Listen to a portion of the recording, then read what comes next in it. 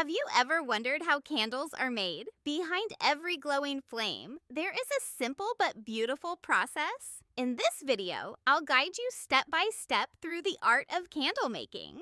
From melting the wax to adding fragrance and color, and finally creating your very own handmade candle. Whether you're a beginner, a creative hobbyist, or someone dreaming of starting a small business, this video will give you everything you need to begin. So let's get started.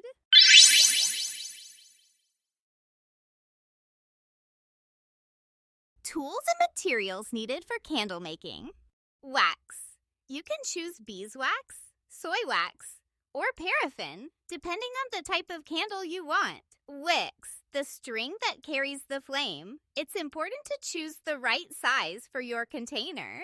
Containers or molds, glass jars, tins, or silicone molds to shape your candles. Double boiler or melting pot to safely melt the wax without burning it. Thermometer to control the wax temperature during melting, and fragrance adding, fragrance oils for scented candles to make your candles smell wonderful. Color, dyes, or pigments to create colorful candles. Now that we have gone through the tools and materials we need, let's move on to the actual candle making process. I will guide you step by step, explaining each stage carefully so you can follow along and create your own candle at home.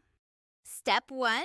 Melting the wax. The first and most important step is melting the wax. We never melt wax directly on the stove because it can burn or even catch fire. Instead, we use the double boiler method. That means we place a pot of water on the stove, and inside it we place another container that holds the wax. This way, the wax melts slowly and evenly. While melting, we always keep an eye on the temperature with a thermometer.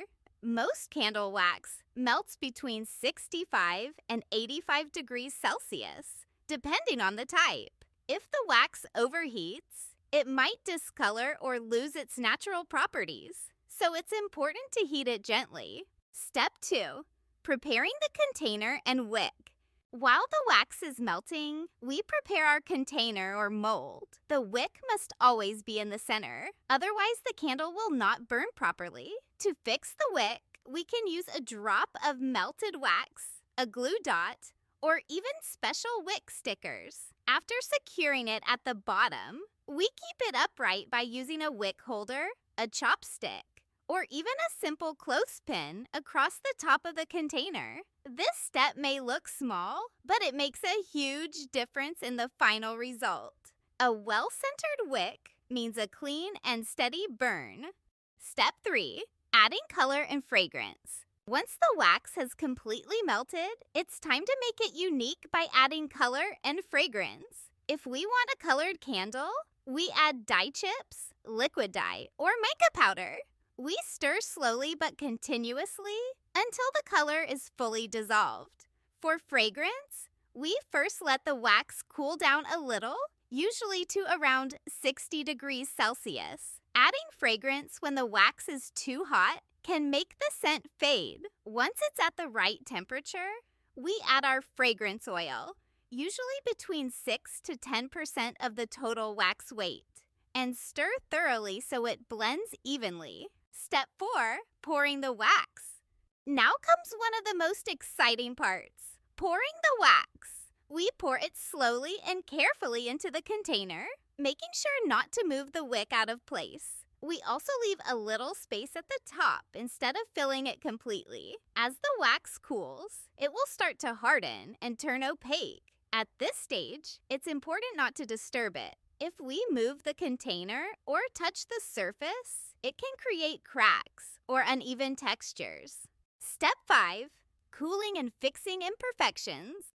Cooling takes time. Depending on the size of the candle, it may take a few hours for the wax to fully harden. Sometimes, after cooling, we notice small sinkholes or cracks near the wick. This is completely normal. To fix it, we simply melt a small amount of wax again and pour a thin layer over the top. This gives the candle a smooth and perfect finish. Step 6. Trimming the wick. Once the candle is fully set, we trim the wick. The ideal length is about half a centimeter or a quarter of an inch. If the wick is too long, the flame will be too big and produce smoke. If it's too short, the candle may not burn properly. So trimming is a simple but essential step for a clean burn. Step 7. Curing the candle. Finally, one last step that many beginners forget: curing. This means letting the candle rest for 24 to 72 hours before lighting it. During this time, the fragrance binds better to the wax, and the candle develops its best scent, throw and burn quality. So, even if your candle looks ready, waiting a couple of days will make a big difference in how it smells and burns.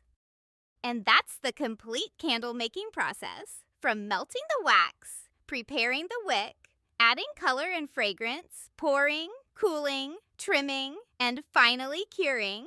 With practice, you'll be able to make candles that are not only beautiful, but also professional in quality. Thank you for watching.